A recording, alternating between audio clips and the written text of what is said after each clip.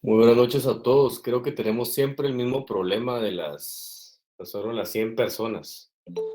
Creo yo, ahorita vamos a ver si me deja ingresar más. Vamos a ver. Denme un segundito. No, solo son 100. Otra vez, denme un segundo.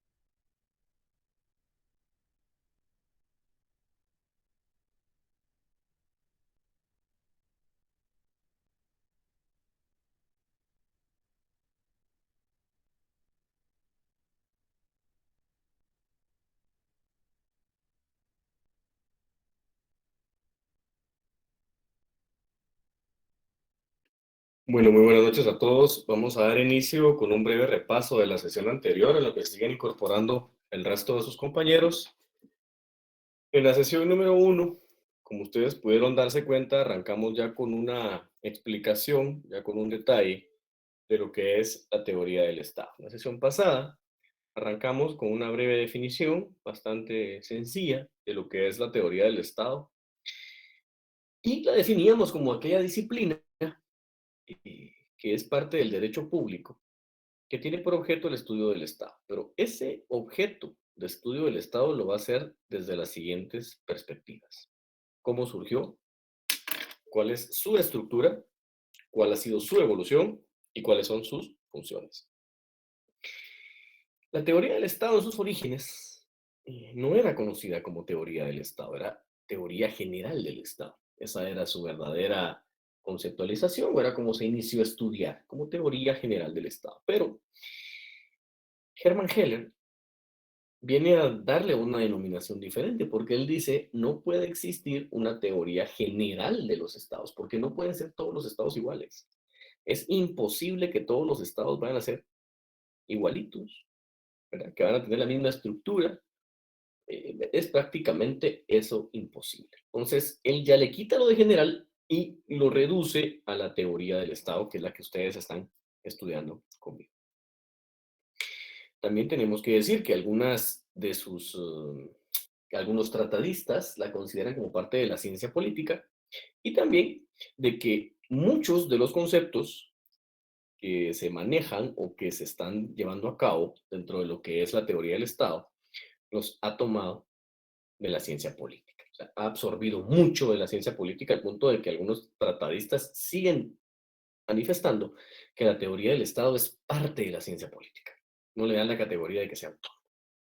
Ahora, cuando nosotros vemos ese objeto de estudio de la teoría del Estado, lo que va a hacer es darle un análisis, o va a hacer un análisis del mismo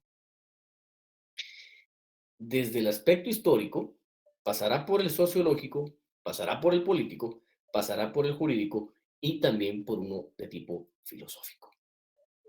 Cuando hablamos nosotros de la teoría del Estado y cómo es que se puede analizar, la teoría del Estado como una ciencia, fíjense que como ciencia se le puede analizar como por su misión. Y en la misión de la teoría del Estado, la misión que va a llegar a tener, yo les decía que puede ser como una ciencia de tipo cultural, sociológica o de estructuras.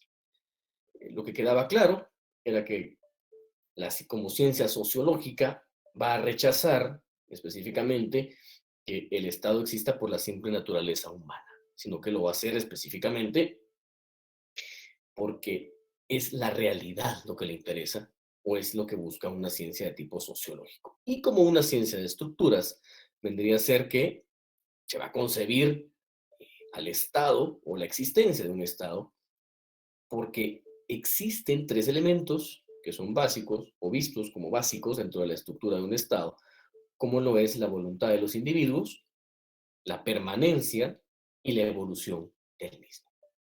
Ahora, el método de estudio de la teoría del Estado, yo les ponía ahí los cuatro métodos de estudio, filosófico, histórico, jurídico y científico, y que, por ejemplo, en el método filosófico, eh, lo que vamos a hacer, lo que vamos a buscar es la esencia, la finalidad que tiene el Estado.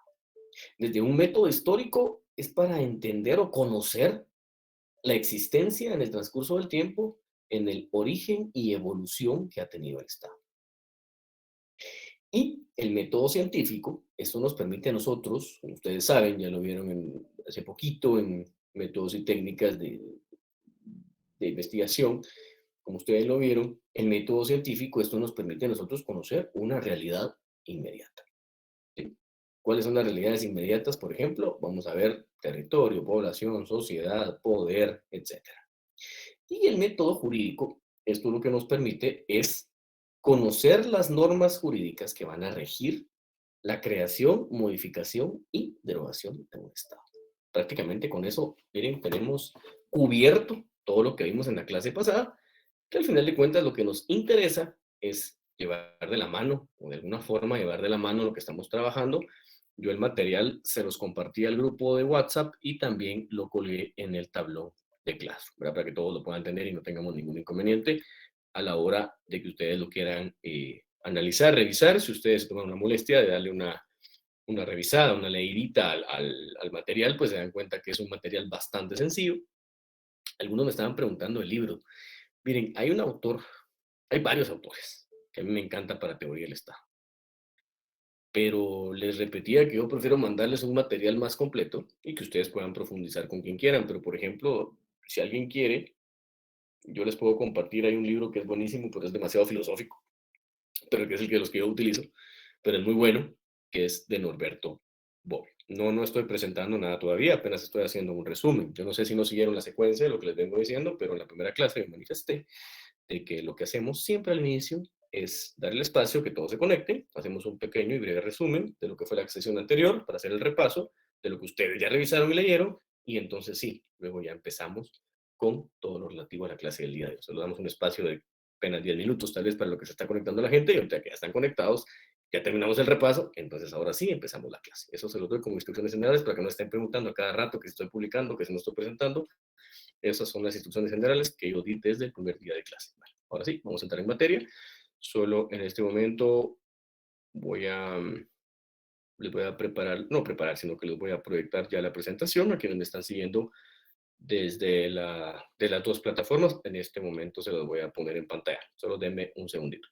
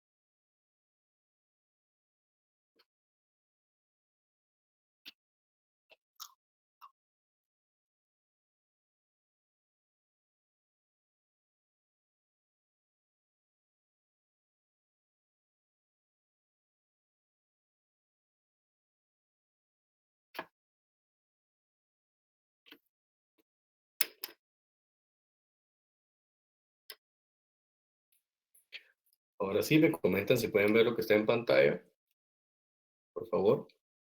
Y ahorita voy con la otra plataforma para proyectarlo. Como les digo, estoy con dos equipos a la vez, entonces les agradezco su... Ay, gracias. Sí, licenciado. Muy amables, les voy a agradecer. No, tranquilos del otro lado, ya estoy publicando con uno, voy con el otro. Tranquilos, ahorita hago del otro.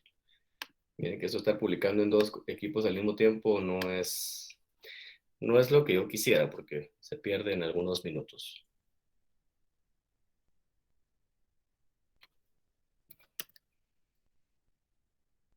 Ahora sí. Desde los dos. Ahora sí, gracias. Estamos donde ambos y ahí sí ya pueden ver ustedes. Bueno, vamos a ver ahora el estado, el origen y evolución. El estado como tal, o lo que nosotros venimos ya estudiando modernamente como estado, fíjense que en la antigüedad estos conceptos se empiezan a manejar, a marcar. Como siempre digo yo, ¿verdad? En este tipo de temas tenemos que considerar las conceptualizaciones que nos permiten a nosotros hablar de Estado. Cuando hablamos nosotros de ese origen y evolución del Estado en la antigüedad, para los griegos, lo que nosotros conocemos como Estado para ellos era la polis.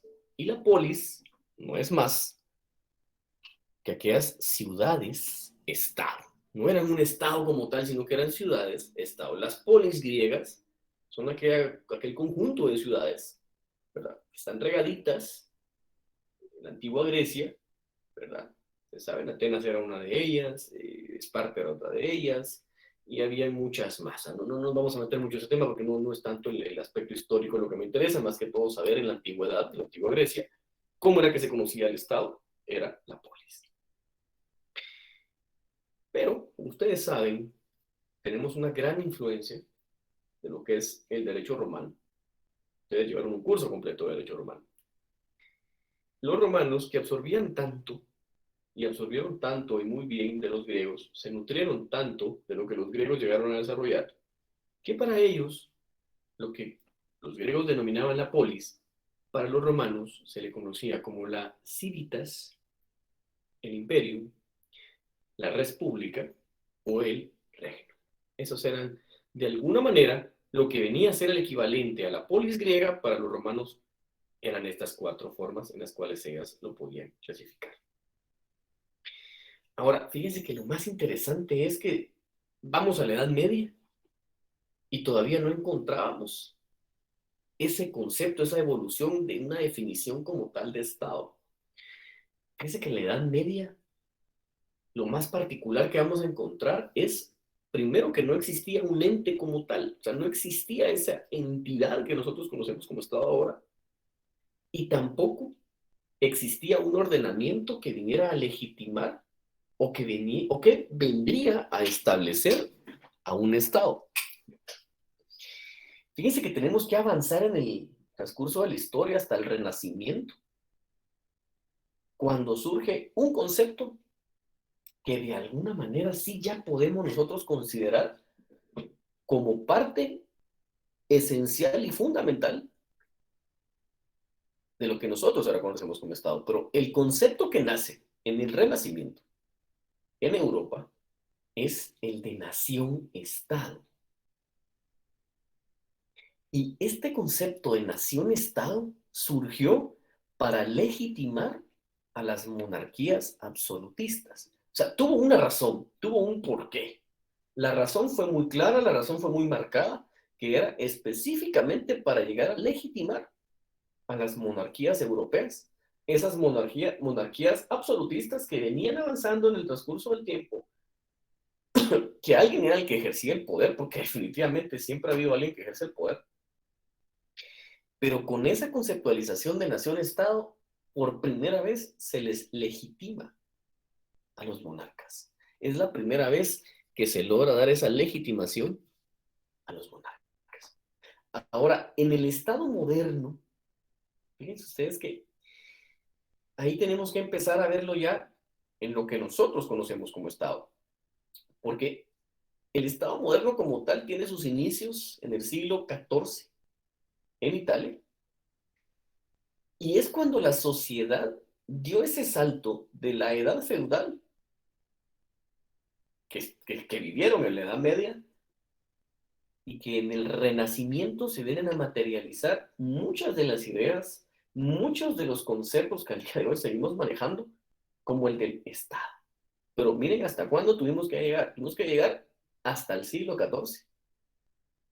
Ahora, ¿qué factores son aquellos que permiten el establecimiento del Estado moderno? Fíjense que el primero en la Edad Media tenemos que decir que era la Iglesia, porque era quien llevaba el control o dominaba los factores culturales e intelectuales. En la Edad Media prácticamente todo tenía que pasar por la Iglesia. Y el poder y el orden jurídico como tal se encontraban divididos. Pero en el Renacimiento, haciendo ahora qué fue lo que motiva el cambio de una edad a otra, pasar de la Edad Media al Renacimiento, fíjense que ya en el Renacimiento empezamos a encontrar que deben existir instituciones políticas y jurídicas de tipo centralizado. O sea, por primera vez antes el poder y el orden jurídico tenían que estar divididos, ahora por el contrario, surgen instituciones políticas y jurídicas centralizadas.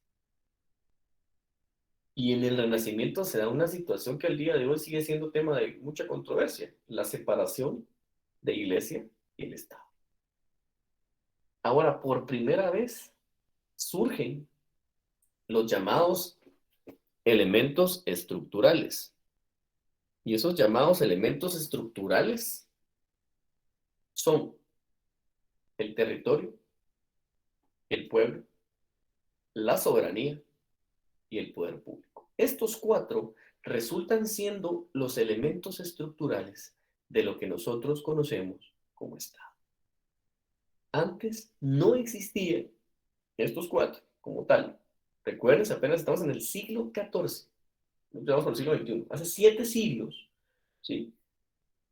Hace 7 siglos es que por primera vez se dice que el Estado tiene elementos estructurales, que son el territorio, pueblo, soberanía y poder público, que son los que van surgiendo.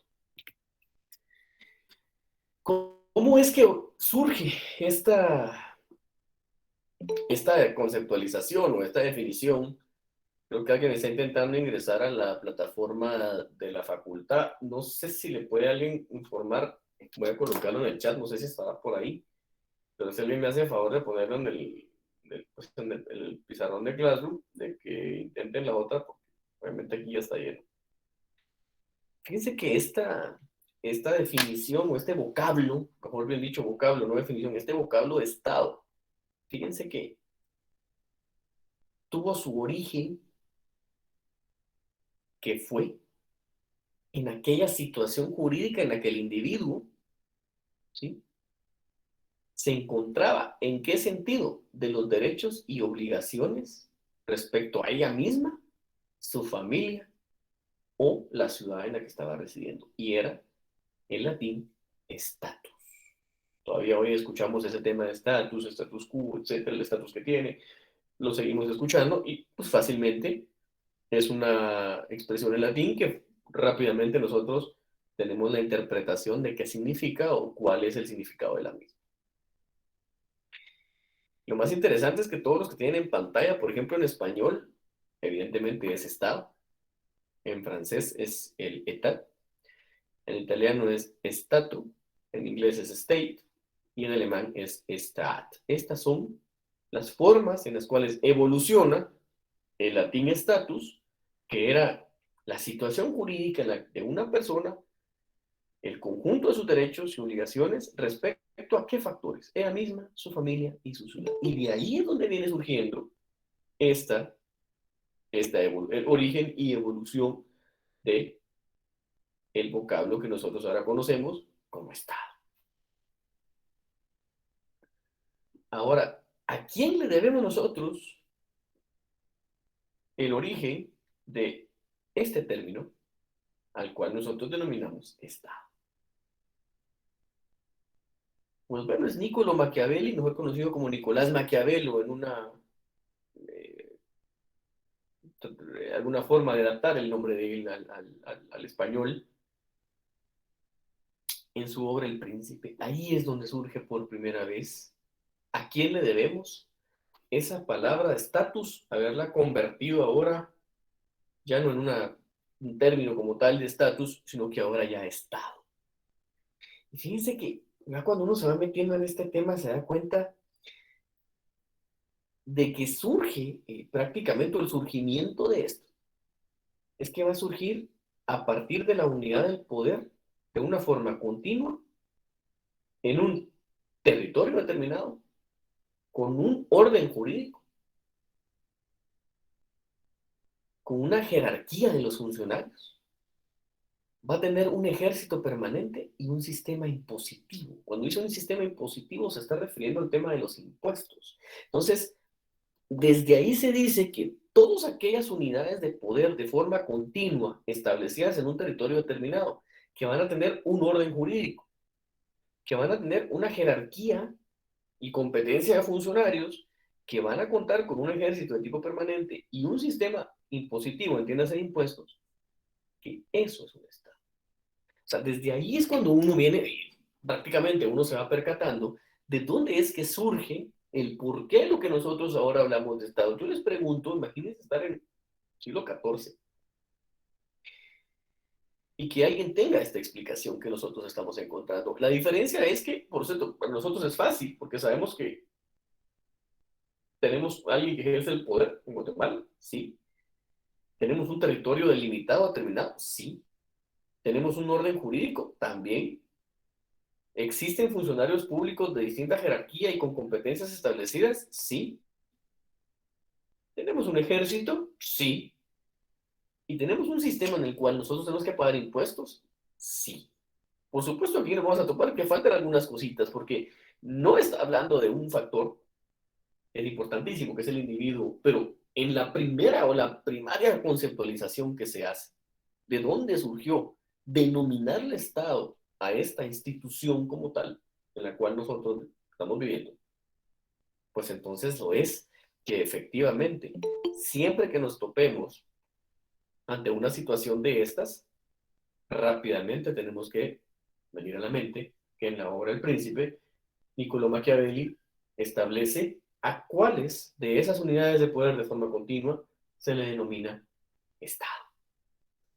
Esa será la explicación de una forma muy gráfica, si lo quieren ver así, de una forma bastante sencilla de poder hacerlo. Ahora, fíjense que acá es donde yo les digo, vamos a ver varias definiciones de lo que es el Estado de varios autores, que a mí me gustan mucho,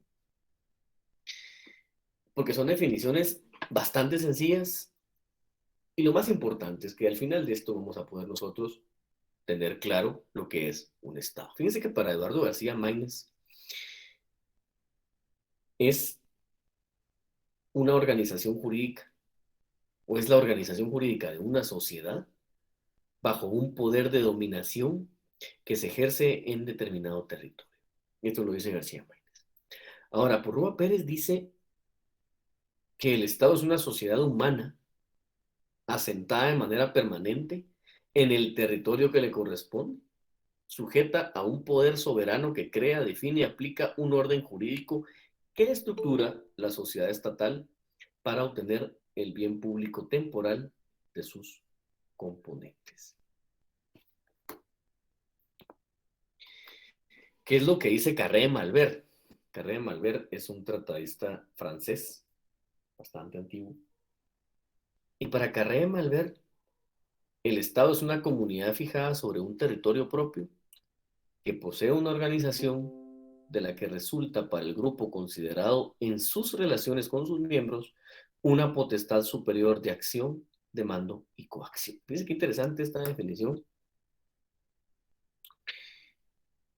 Lo más importante, o tal vez lo más importante que quisiéramos, que a mí me gusta abstraer de esto de acá, es la parte donde establece que posee una organización en la que de la que resulta para el grupo considerado en sus relaciones con sus miembros, a la cual le van a dar a ustedes una potestad de que es de tipo superior, que puede actuar, puede ordenar y le puede obligar. Adler, por su lado, nos da otro tipo de ángulo en el cual lo podemos ver. Yo les decía a ustedes, pues es austriaco, tiene un punto de vista muy marxista, pero dice que es la organización de la sociedad basada primero sobre el antagonismo económico de clases, con el dominio de una o varias clases sobre otras. ¿Ustedes recuerdan cuando yo les decía al inicio que por eso a mí no me gusta a veces decir es un solo autor?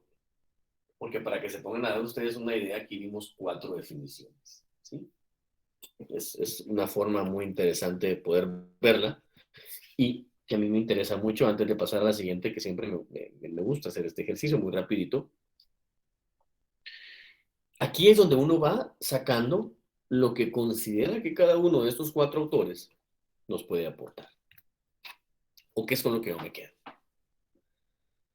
Fíjense que a mí me encanta, por ejemplo, lo de García Márquez, que es una organización jurídica de una sociedad. Eso creo yo que es importantísimo y también el aspecto de un determinado territorio. Ahora, por Rúa Pérez, la parte donde establece que de manera permanente se encuentran asentados en un territorio que le corresponde. Esa es la parte interesante. ¿De dónde sacó por Rúa Pérez que ese territorio le corresponde? Ya lo vamos a ver. Y da 2 cositas más. Una de ellas, que va a estar sujeta a un poder soberano. Ya vamos a ver quién es el titular de ese poder, pero que de una vez nos dice que va a crear, definir y aplicar un orden jurídico. Y que este orden jurídico, más importantemente, estructura a la sociedad. Pero es específicamente con una finalidad, que es el bien público temporal de sus componentes. Con la definición de Adler, yo tengo muchos conflictos porque él lo ve desde el punto de vista del sometimiento de una clase social, de la clase dominante va a ser la que tiene el poder económico sobre otra. Que hay mucha discusión, hay mucha tela de discusión si es así o no es así. Ya, tanto de decir, nos vamos a organizar en un estado para que una clase sea la que someta a otra, creo que no puede ser tan así, verlo de esa forma tan radical. Pero, por ejemplo, con lo que dice Carré de Malver, fíjense que con Carré de Malver a mí me gusta leerlo mucho, lamentablemente son libros muy grandes, muy pesados para poder escanearlos, pero es uno de los mejores autores, que habla del Estado, de política y de derecho, también de derecho constitucional. Pero él también, Carré de Malver, dice que es una comunidad fijada sobre un territorio propio. Lo mismo que decía por López, exactamente lo mismo que un territorio propio. Ahora, cuando nosotros tomamos estas 4 definiciones y nos vamos a buscar darle una definición, lo que tenemos que hacer es establecer cuáles son sus elementos. Fíjense que para poderlo hacer de una forma bien sencilla para ustedes, y esto miren, se los doy como un consejo, esta definición de elementos, etcétera, doctrinariamente, cuando a ustedes ya les toque llegar a su examen técnico profesional de la fase pública, a ustedes les van a preguntar muy seguramente, díganme cuáles son los elementos, cómo se clasifican, por ejemplo, los elementos del Estado. Y dentro de lo que uno lee, dentro de lo que uno busca y dentro de lo que uno llega al final de cuentas a concluir, lo que termina siendo es que son dos clases de elementos. Tiene que tener elementos previos del Estado, que existen antes de, pero tienen que tener también elementos constitutivos, que son después de. Y cuando hablamos nosotros de esos previos, no puede existir un Estado sin una población y sin un territorio. Si usted no tiene esos dos, no puede hablar de Estado. Es cualquier cosa menos un Estado. Ahora con los constitutivos. Fíjense que acá está el ordenamiento jurídico, el poder público y la finalidad o fin que tiene el Estado. No fin de que termine, sino cuál es el fin del Estado, la finalidad. Entonces ahí le podemos hacer un cambiecito, se lo voy a hacer cuando leemos de eso de fin, sino que tenés un poquito fin o finalidad del Estado. Ahora, si nosotros venimos y queremos dar una definición completa en la cual tomemos en consideración lo que los demás autores ya nos dieron, esa cronología que venimos viendo de sus primeras acepciones, de cómo surgió, cómo se le denominaba al inicio, por qué es que en el avance del tiempo va cambiando, qué motiva que exista, qué fue lo que hizo la Edad Media que tuviera que dar ese salto del feudalismo al renacimiento y se cambiara la forma de pensar, pues entonces resulta siendo que cuando nosotros queremos dar una definición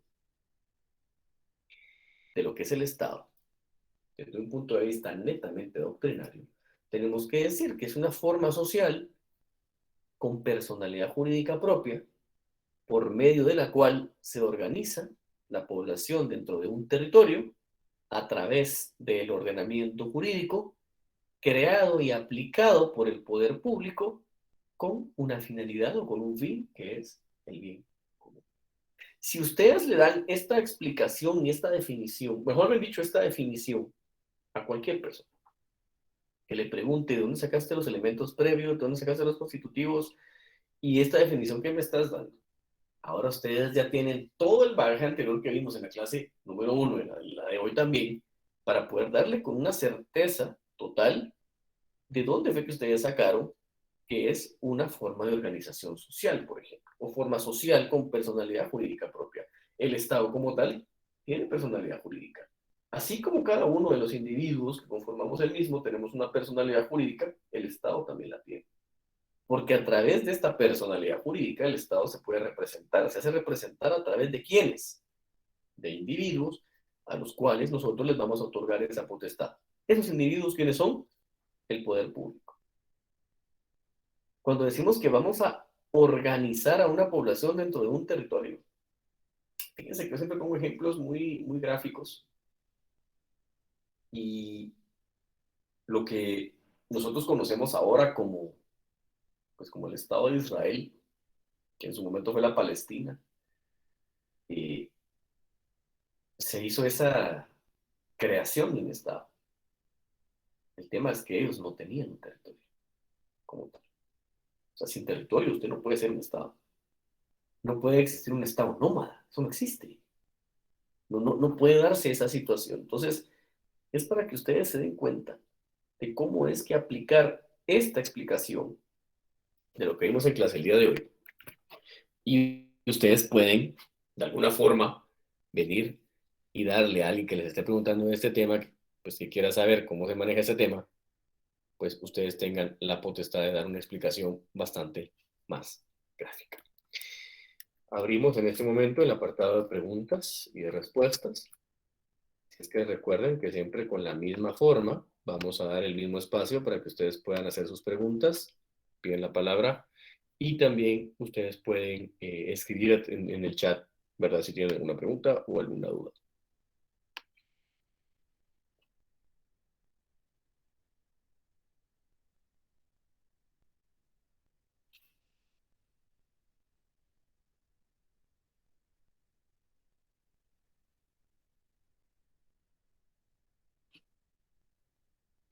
Bueno, si no tienen ninguna pregunta ni ninguna duda, yo les voy a estar compartiendo entonces en un momento las diapositivas, tanto al muro de Classroom como al chat de WhatsApp. Sí, así es que si no tienen ninguna pregunta ni duda, pues lo dejamos hasta acá.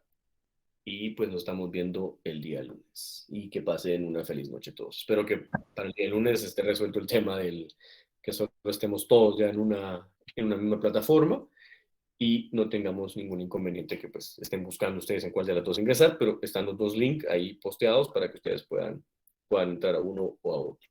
Así es que si no tienen ninguna duda, les deseo una feliz noche. Buenas noches. Buenas noches, gracias. Muy bien. Buenas Buenas noches, licenciado. Feliz noche, licenciado. Feliz noche, licenciado.